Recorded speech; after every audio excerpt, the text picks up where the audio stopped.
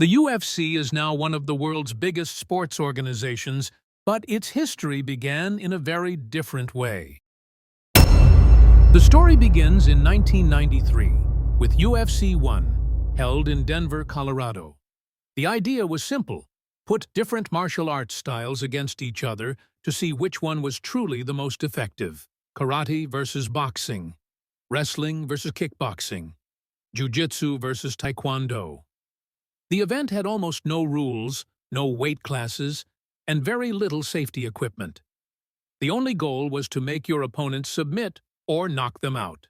This attracted massive attention, but also huge controversy. The UFC back in '93, when it first came on the scene, there was groin punching, hair pulling, headbutting. All of that was allowed. Senator John McCain, famously called the sport barbaric, like human cockfighting. How fair do you think the criticism was then? I think it was very fair.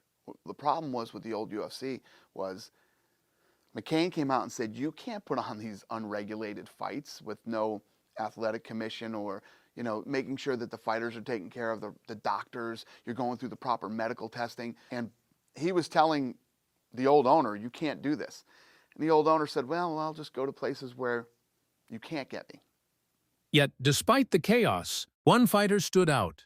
His name is Royce Gracie, a small Brazilian jiu-jitsu specialist who proved that technique could beat size. Gracie's victories completely changed how the world viewed martial arts.